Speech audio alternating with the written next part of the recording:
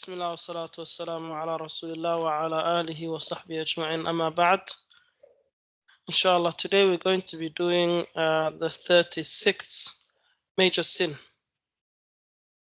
which is Al-Mannan, which is reminding people of the favors you've done for them.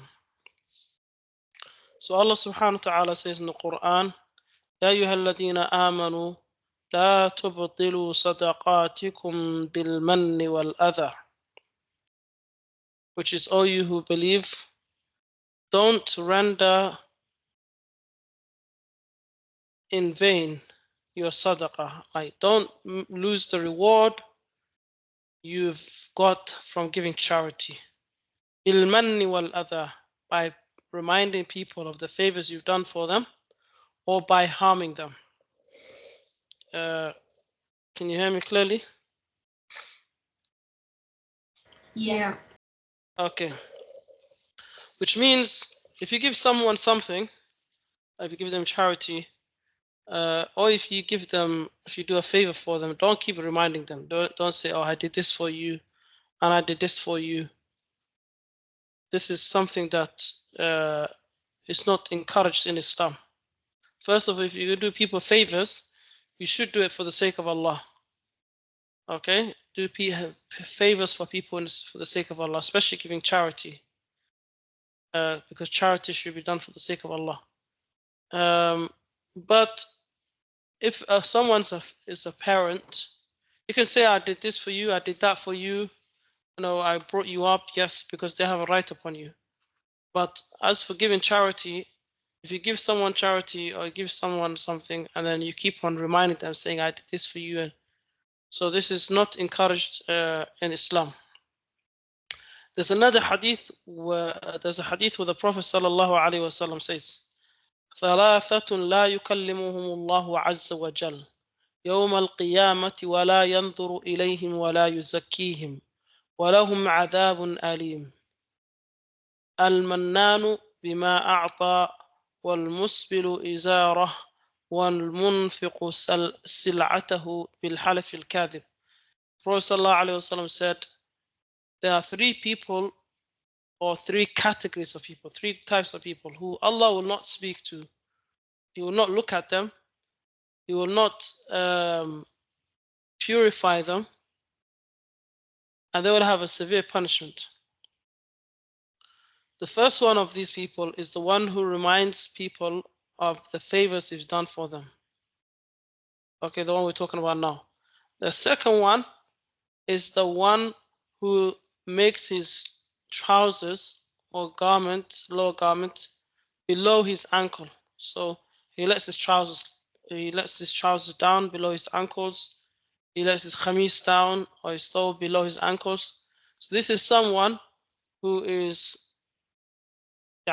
going against the ahadith of the Prophet ﷺ. This is talking about the men as well. So your trousers or your khamis or your ma'us or whatever should be above your ankles.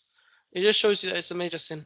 Also, the one who sells something and makes an oath and is lying in that oath. So he says, Wallahi, I bought this for this and this. And I bought the Wallahi and I'm selling it to you for this. Okay, so that's also dangerous. The person who's lying, trying to sell his product or saying, Wallahi, I'm giving it to you for a discount like that. Okay, so we should be careful that we don't do this. People might not see it as a major sin. Also, there is another hadith where the Prophet ﷺ said, I think the Shaykh doesn't give this other hadith. ثلاثة لا يقبل الله منهم صرفا ولا عدلا. Three people who Allah subhanahu wa ta'ala will not accept from them any ransom, or Allah will not accept anything from them as well to be saved from hellfire. One of them is Aqun, who is disobedient to his parents. So we should be afraid to disobey our parents. If a person is disobeying his parents, then he's in a major sin. وَمَنَّان, and the one who reminds people of the favors he's done for them, especially the charity. وَمُكَذِّبٌ بِقَدَرٍ, and the one who who denies the qadar. So from this we learn that if you give charity, don't throw it at people. Don't make them look, some people, they give money, throw money to people, throw it in their face, or when somebody asks for something, they throw the food, like they make them work for it, or whatever, basically making the person humiliated by when they're giving the charity. This is a part of other harm. Okay, or people who ever blackmail others as well. They give someone something, but then they blackmail them as well. Oh, I'm gonna expose you. I'm gonna tell people you took charity and this and whatever. Okay, so you shouldn't harm people that you help as well through charity. Okay, the next one is al-mukaththib bil qadar, the person who doesn't believe in qadar. So we know qadar is one of the pillars of iman. So if a person denies the qadar, then he's disbelieving in iman. So fun. So a person can't say, why did this happen to me? Why is it always me? Why does this always happen to me? It's not fair. Like these kind of words, it shows that the person doesn't believe in qadar. So the person should say, Inna lillahi wa inna ilayhi raji'un. Everything that happens, happens for the will of Allah. You should accept it. You shouldn't say why and why. Allah subhanahu wa ta'ala says in the Quran, Inna kulla shay'in khalaqnahu biqadar. We created everything, by writing it in the Quran, or by writing it in the Lawh Mahfuz. Biqadar. Everything's done with the decree of Allah. Nothing's done out of Allah's plan. We do have a will, but at the end of the day, everything happens with the choice of Allah subhanahu wa ta'ala.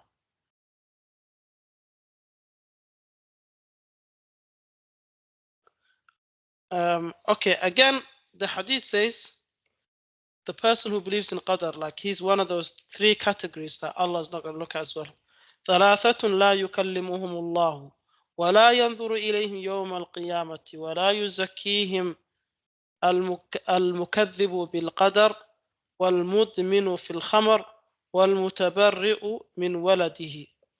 These three people, Allah will not look at. He will not look at them, and He will not purify them. The one who denies qadar, the one who is addicted to an intoxicant, and the one who disowns his child. He says, this child is not mine. So for example, someone who commits zina, or someone who just says, this child is not mine, he denies the child. This is not allowed as well. Okay, there's many ahadith. I'm not going to mention all of them, but we should be afraid to deny qadar, which is a part of iman. Do you guys have any questions on this?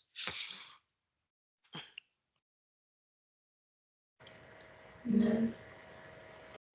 Okay, the next one is listening to people who speak privately, like eavesdropping on these people. This is a major sin as well. Okay, whether it's through listening, tapping into, like how the spies do, they tap into people's conversations, or someone who's over listening, not overhearing accidentally, but someone who intentionally listens to what someone's saying to on the phone when the person's put effort to not allow people to hear it. So that's not allowed in Islam as well. The Prophet ﷺ said, "Man istama'a ila hadithi qawmin wa hum lahu karihun, subba fi udhunayhi صب في أذنيه الآنك يوم القيامة ومن صور صورة عذب وكلف أن ينفخ فيه الروح وليس بنافخ." This hadith is in Bukhari.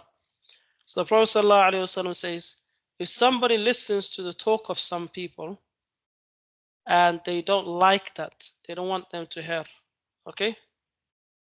Then molten lead, so metal which has been boiled and becomes lead, or becomes like something which is running, liquid, will be poured into that person's ears on the day of judgment. Okay. And if a person draws a picture of a human being on an animal, he will be told on the day of judgment, blow life into it, and he can't. Okay. So we should not eavesdrop on people, even if it means going through people's WhatsApp, going through their phones, listen to their private conversations, going through even if it's a brother checking يعني another brother's phone, or if it could be a husband, or it could be a wife, or it could be. So as a Muslim, Allah subhanahu wa ta'ala tells us in the Quran, وَلَا تَجَسَّسُوا, don't spy on each other. What comes after people spy on each other? وَلَا تَجَسَّسُوا وَلَا يَغْتَبْ بَعْضُكُمْ بَعْضًا.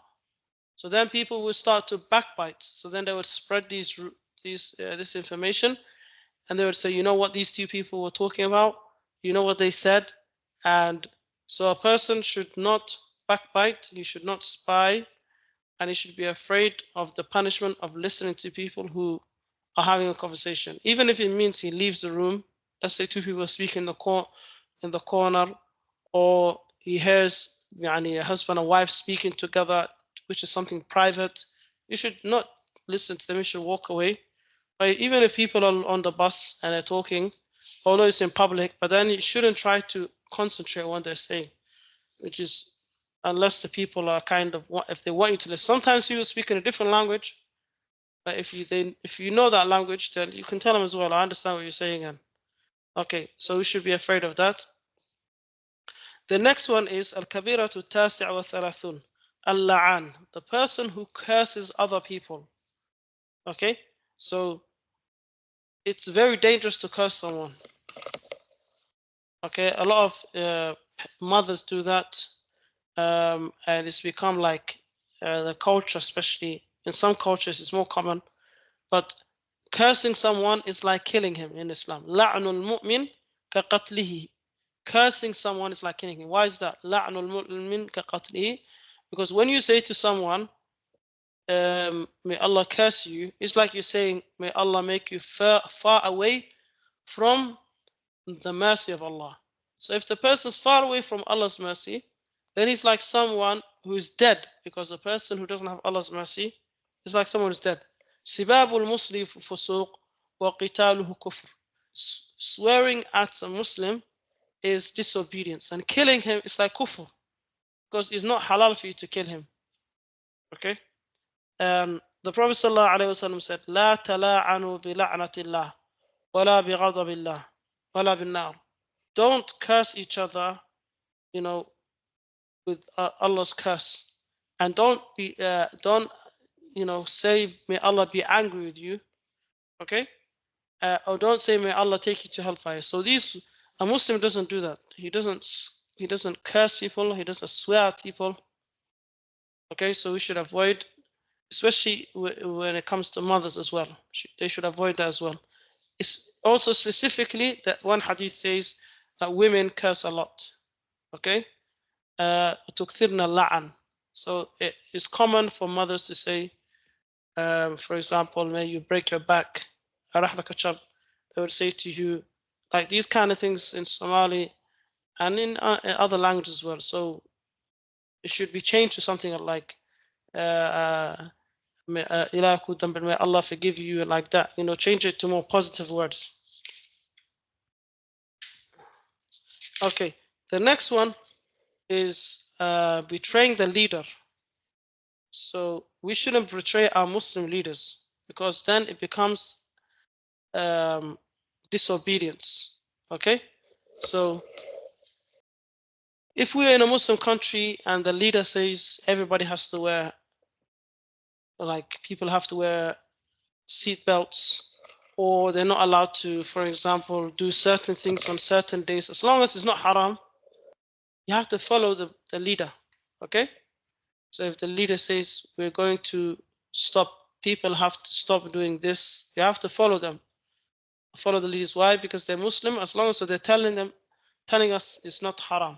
Okay, they could even make certain things not allowed. They might say we're not selling this anymore because it's not allowed in the market. It's becoming rare or something like that. Or so we have to follow our Muslim leaders. This hadith says, لكل غادر لواء يوم القيامة عند أسته يقال هذا غدرة فلان ألا ولا غادر أعظم غدرا من أمير عامة. I think that's the hadith you have there. Okay, anyway, the hadith you have here in the book as well, it says that every person who betrays the leader, he will be holding up a flag on the Day of Judgment. And this flag will be saying, I'm the one who betrayed, the Amir, or I'm the one who betrayed so and so. So you shouldn't be betraying the leaders, especially the Muslim leaders. Okay. And again, there's a hadith where the Prophet ﷺ said, Man kharaja min al-jama'a qayda shibrin faqad khala'a riqat al-islam min unuqi. So Islam is teaching us that we should be following our leaders. So here it says whoever takes off, okay, from himself, or whoever leaves the group of the jama'ah, the Muslims, like he betrays the Muslims by not following the Imam, okay, then even if he does that a handspan, which means he goes against the laws of the leader and the country, even to a certain extent, it's like someone who's removing, how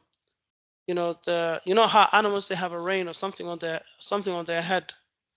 If it's like someone who's removing that, meaning he doesn't want to be, he would be removing something like that which holds him to Islam. So if I explain the hadith again, it means when a person doesn't follow the Imam, okay, then he's like someone who's taking himself out of Islam as well. He's saying, I don't want to follow Islam. Okay? من خرج من الجماعة قيد شبر فقد خلع ريقة الإسلام من عنقه. So when you leave the Imam, you're also going to go against the rules of Islam, which means people who fight against the Muslims, who fights against the Muslim leaders, as the hadith is, من حمل علينا السلاح فليس منا, whoever carries weapons against us is not from us. You guys have any questions on this? So I keep on going. No. Alan, who would you say No. is like, who would you say is a Muslim leader like in this type of, like right now? So a Muslim leader will be for every country, whoever's the leader in that country. Oh. So for example, if I'm in, for example, in Somalia, then the president of Somalia will be your leader that you have to follow. Okay, if I'm in, for example, if I'm in, let's say, another country, Indonesia, then the leader of that country, as long as he's a Muslim, I have to follow him. Oh. So it doesn't have to be one leader for all the Muslim countries. Say if there's a leader in Palestine, then I should be following that leader. Okay.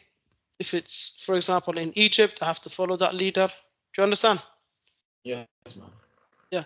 But obviously, if they tell you something haram, then you don't obey them in just that thing. Okay. The next one is تصديق الكاهن والمنجم. I think we've done a lot of this before, but believing in fortune tellers and believing in astrologers. The other day, I don't know why I've seen so many people talking about astrology and all of that. I don't know why, Muslim Somali astrologies and all of that. Astrology, not astronomy. Astronomy is different. It's all about the stars, but astrology is using the stars to predict the future.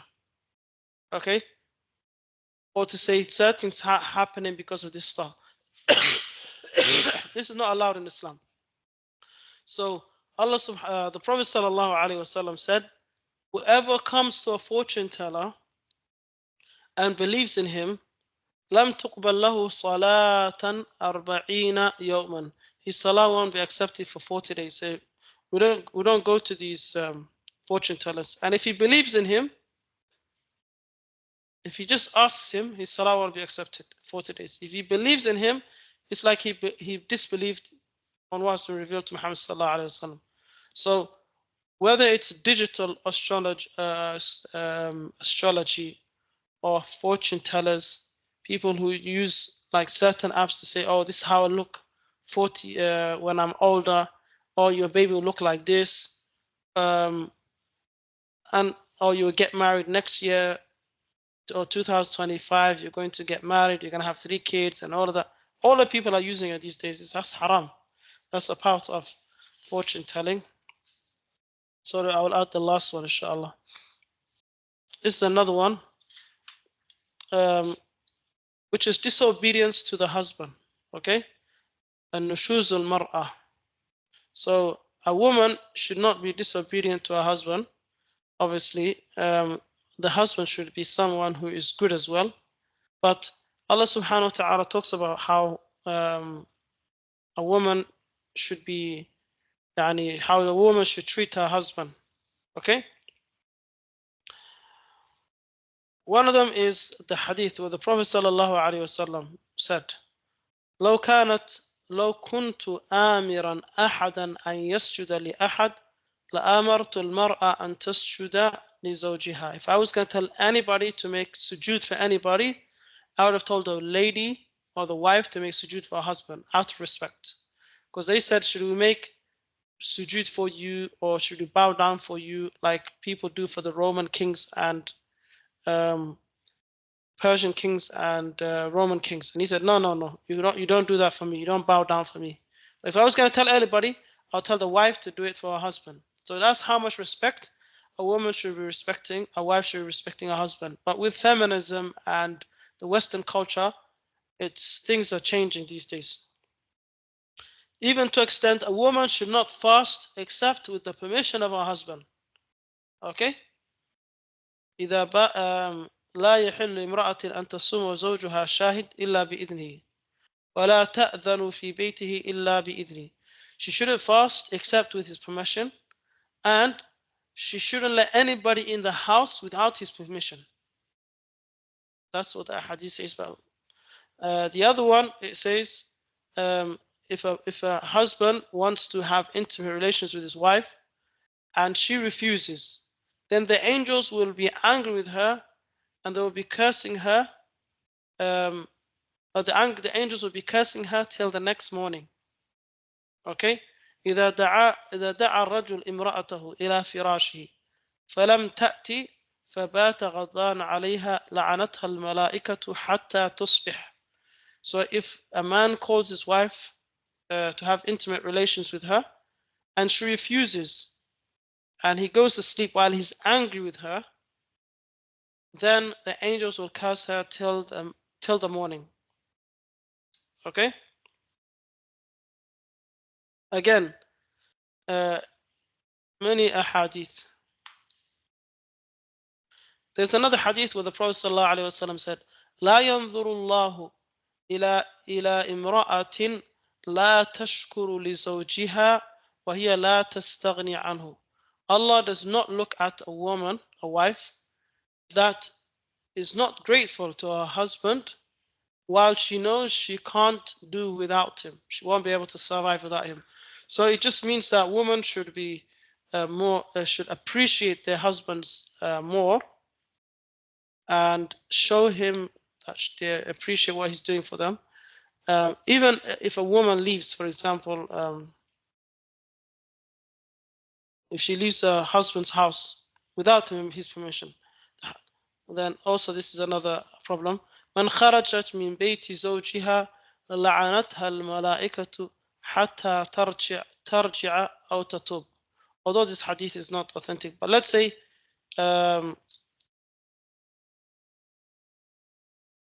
Yeah, that's most likely if a woman leaves and she's not happy with her husband. But Allah subhanahu wa ta'ala talks about, we don't shy away from this as well. This is mentioned in the Quran, where what's the steps a husband can follow to um, to put his wife into place if she's disobedient and she's about to destroy the family. Okay, the Quran says, وَالَّتِي تَخَافُونَ نُشُوزَهُنَّ. As for the women, you're afraid of their disobedience and they want to cause more problems. فَعِذُوا, or they want to destroy the family. فَعِذُوهُنَّ, advise them, admonish them. وَهْجُرُوهُنَّ فِي الْمَضَاجِعِ, leave them in the beds, which means turn your back to them in the bed. Okay? وَضْرِبُوهُنَّ, strike them. That's if it does help something. فَإِنْ أَطَعْنَ لَكُمْ فَلَا تَبْغُوا عَلَيْهِنَّ سَبِيلًا. If they obey you, they don't, be oppressive against them. So when these ayahs were revealed, men were hitting their women, and the women started complaining to Muhammad sallallahu alaihi wasallam, saying, "These guys are hitting us." And then Muhammad sallallahu alaihi wasallam said to the Sahaba, the men who are hitting their women are not the strongest of you. They're not the best of you. Sorry, they're not the best of you. Why? Because it becomes like the last resort. It's probably very hard to understand this in a Western context, but in the Muslim countries context, if a husband is able to um, fix his marriage, whether even if it is through not the violence that you people show, like domestic violence, but the hadith says even if he takes him his miswak and then he lightly taps over that, this is some kind of um, basically punishment as well. But it this is only possible if the man is the head of the house. If the woman sees the husband equal to her, then that is impossible. You can't imagine that he's going to be telling off. He's going to be showing his back to her, and she's done. For example, she goes out with makeup. She she's putting on perfume. Okay. Um, she is basically not obeying him. She's not obeying him in the house. She doesn't look after him. She doesn't put any effort. She's just neglecting her house. Okay, there's many cases like that. Then he has the ability to tell her off and say, "What is this? Why are you doing this?" Obviously, in a nice way at the beginning.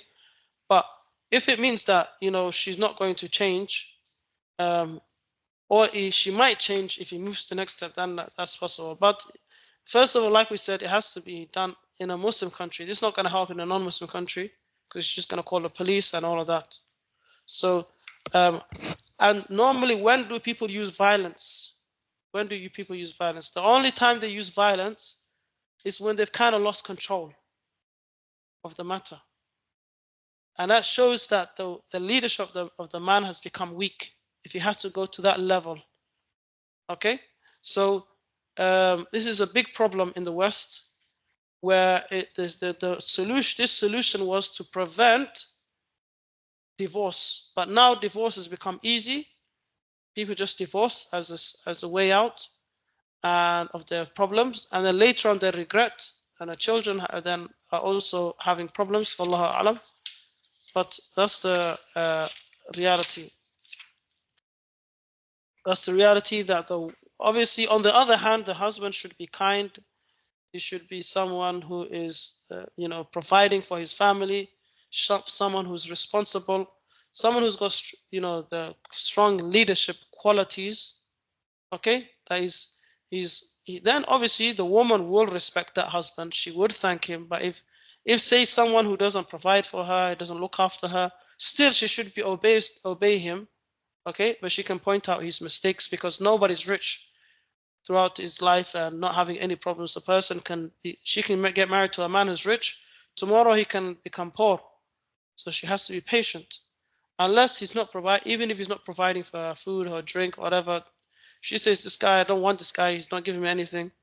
Then, it will be unlikely for a woman to do that because poverty was not in his hands. But today, what we have is that I don't know if you've seen the Somali people are saying to the women, There's one lady who was saying to the women, don't marry, or to the young women, don't marry a poor man. Okay? She was saying, don't marry a poor man. And a lot of people were like, our Somali community, a lot of family members, especially, like we grew up in poverty, A lot of them, they were herdsmen, they didn't have anything, but some of them, they became rich later on. So if women are only looking at, if the man is rich, then there's not going to be many, there's only going to be 1% or small percentage of men left. Okay? But a woman should be looking for strong qualities, which is first of all his deen, and secondly his akhlaq. Okay? The hadith doesn't say for money, but a man is told marry if you have the abilities of looking after a family and all of that. Okay, any questions on this one? No.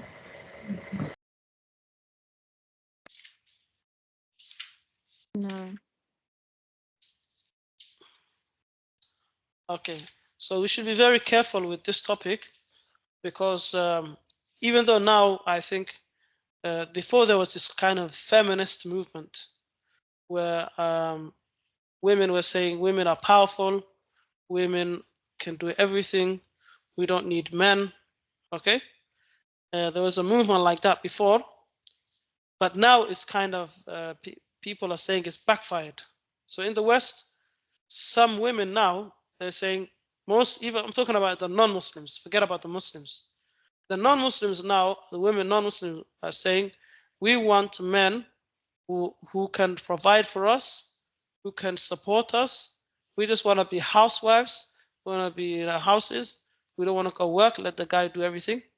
Some of them are realizing what they were pushing for before is not natural and it's not good for society. But then there's another problem. Even though some women, a lot of the Western women, they kind of regret, a lot of them regret. Because let's say some of them, they're like, oh, I want to go to college, I want to go to uni, and then they get offers to get married. They're like, no, I don't want to get married. I want to go to uni. She goes to uni, and then I want to find work. And then she'll be like, no, I want to establish myself first. I want to have a good job, good career. So she chose like the education, like higher education, even to go masters, whatever, and then the career. And then by the time she's like uh, late 30s, 40s, she wants to settle down. But then there's not many options left. Okay, so a lot of these women who are like, we don't need to get married and all of that. And the West, they try to make marriage into something negative. They make it out like, oh, if a woman gets married, she can't study. She's kind of fallen back from her career and all of that. No, in Islam, a woman can continue whatever she was doing. Okay, but anyway, she should be thinking about like priorities in life. What should be priority? I know a lot of young girls would say marriage is not priority for me, but down the line, they will regret when they're told you can't have any children, when there is going to be a decline of men, and there is a decline of men. So now, but if you just look at, even though not looking at the Muslim society, the non-Muslim society, but there's another problem. Now, the men they've become, I'm even talking about the non-Muslim men. Now they said, we don't even want marriage. Okay? The non-Muslim men are saying we don't marriage. And Muslims are going to be influenced by this. They're saying we're better off being alone. Why? I have to pay. Because now he's saying the woman, they want me to pay for everything. Before, they were sharing. The woman pays 50%, he pays 50%. She goes to work, he goes to work. 50-50. Now the non-Muslim men are they're afraid to get into relationships because women, they are not feminists anymore, majority of them. Now they've become more how a woman's supposed to be in Islam, like depending on the husband. She doesn't want to go out 9 to 5. She wants to stay home. She wants to look after the family, relax, and if she does something on the side, that's fine. But That's what they want to do. Now the men are saying, no, no, no, no. They're looking after. They're just looking for my money, and I'm gonna be suffering alone. So I might as well just stay. I'm gonna be suffering alone, and she's just gonna be at home. I'm not even gonna get married now. I'm not even gonna. They're saying the non-Muslims are saying they're not going to date. They're not gonna have girlfriends, and it could be because of this homosexuality, whatever as well. That could be behind it, but that's the reality now. So even the non-Muslim women are saying there's no man speaking to us. Some of these women are even crying. Some of these women are crying, are saying we don't have anybody speaking to us, nobody to marry us, nobody's approaching us. It could be also men are becoming there's more homosexuals as well. This is affecting the men as well. And also, even now, when I went back to UK, they were even the Muslim community, even the Somali community, they've been influenced. So they're saying ladies now are looking for someone who's a man who can support a family, because there's many men, even youngsters, even when I spoke to some of them, they want women who have money, women who have, social media influence, or they're able to make money to support them. It's all about the financial struggle. So the power struggle has here it says disobedience to the husband. That even is even changed. It's more like disobedience to the wife now. Guys are looking for women that they can obey. Guys are looking for women they can obey. She's got the money. She's the leader of the house. And women are looking for guys who are leaders. Okay, so what happens? A lot of these people, they don't get married because they're all both looking for now the woman is right. She's looking for the correct leadership, and for a husband person who's responsible. But the problem now is the man as well. The problem now is the man. Do you guys want to add anything? I know most of you are young,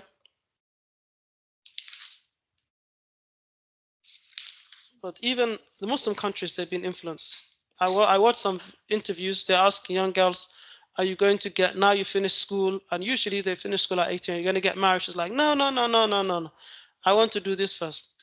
I want to go to university. This, okay, that's fine. But so even in the West, I mean, in the Muslim countries, even in Somalia, they see it as negative. They see it as negative, getting married and all of that. So then, let alone just being obedient to a husband, it's just going to look even more negative. Okay, do you have any questions?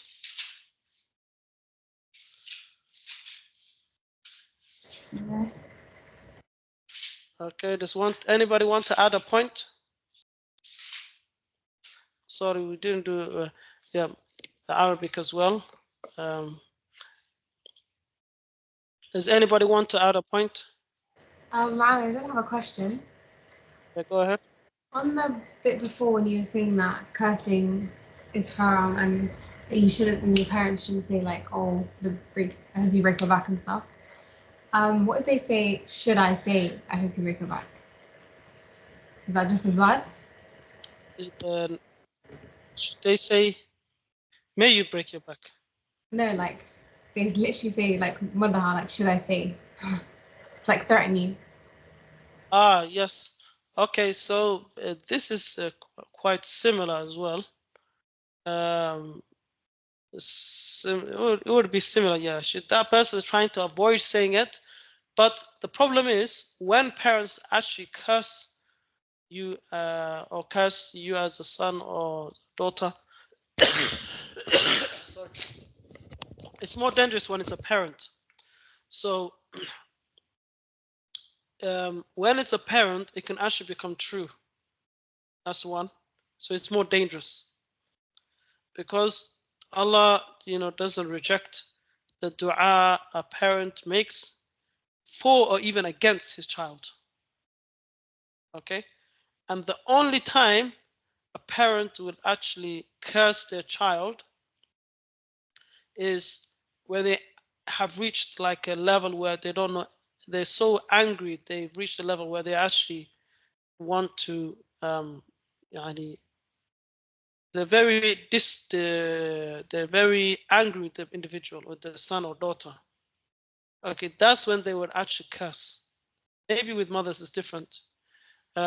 So it becomes more dangerous. So this hadith, when we say that person, you shouldn't يعني سباب المسلم فسوق وقتال كفر, like when a parent curses a child, okay, is the child, is the parent falling into a major sin, um, especially the mothers, then you can't really say they're falling into major sin because that's their beloved one, okay, that's their beloved child.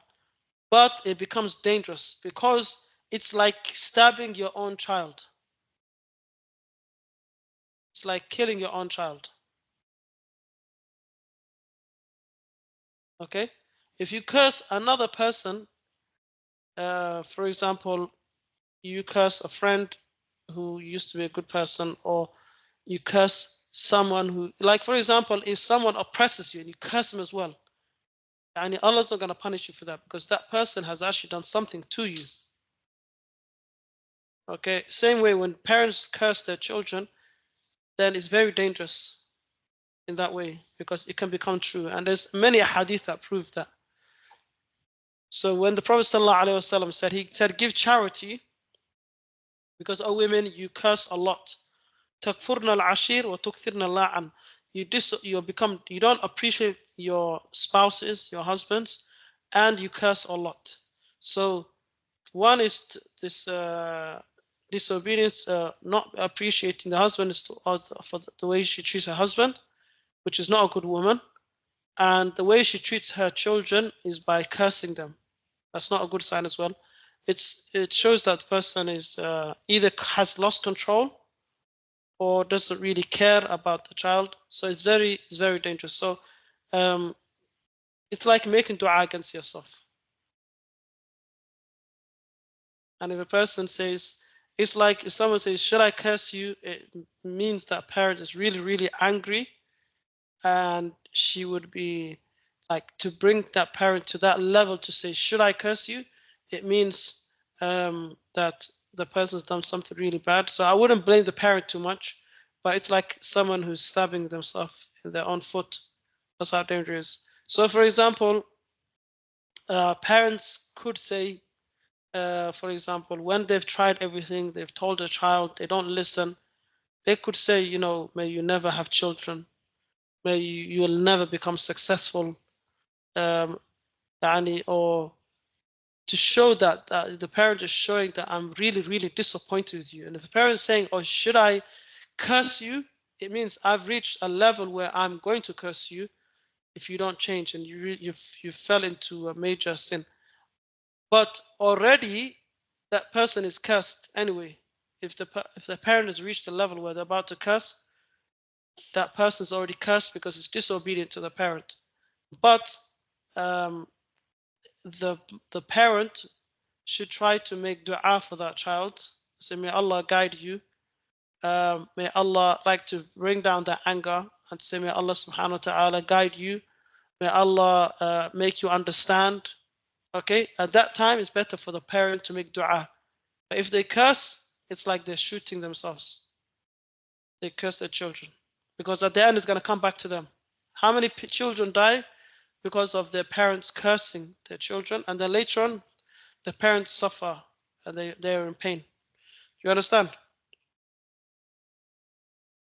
Yeah. Khair, inshallah. Any other questions?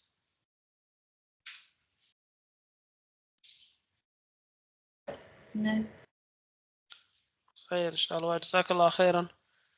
Have fun. Next time you guys have to prepare something as well. Who would like to, instead of me always teaching, who would like to, I think most of you guys study this as well, who would like to prepare the next one, like drawing, having drawings on pictures and walls? Why that's a major sin? Who would like to perform one of these? 1, 2, 3, 4, 5. The next 5. You can choose one, prepare it. Inshallah. Okay? Jazakallah khairan. Do you do a presentation on one sin each? Yeah, it's the next one's coming. because most of you guys study this, but I will add to it. If anything you leave, I can add to it.